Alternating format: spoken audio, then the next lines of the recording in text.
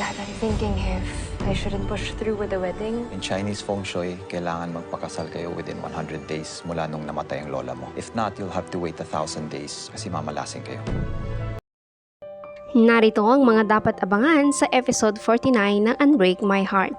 Dahil nga sa pagkamatay ng lola ni Sandra ay nagdadalawang isip ang dalaga kung itutuloy pa ba daw niya ang kasal. Ngunit ayon naman kay Matt na sa Chinese feng shui nga daw ay kailangan nilang magpakasal within 100 days mula nang mamatay ang lola nito.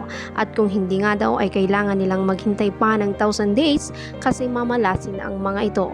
Samantala, dahil nga naniniwala itong si Franco na maraming tinatagong mali itong si Renz, ay gagawin niya ang lahat para makakuha ng mga impormasyon na makakasira dito tulad ng pinagkasundoan nila ni Lily nung ito ay nabubuhay pa. Binalikan ni Renz ang larawan na sinend sa kanya mula sa hotel na pinagtatrabahuan noon ni Renz.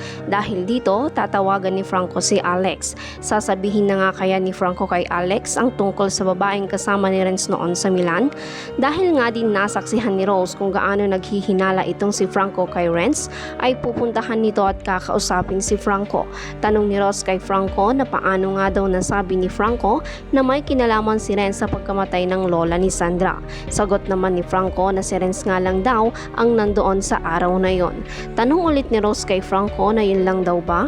Ngunit ayon naman kay Franco na nasagot na nga daw nito ang tanong ni Ross.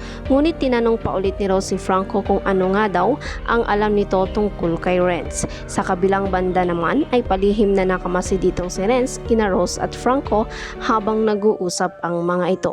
Malalaman na nga kaya ni Franco na si Rose ang kasama ni Renz sa larawan? Matutuloy nga kaya ang kasal ni Renz at Sandra? Abangan po natin lahat ng yan dito lamang sa Unbreak My Heart.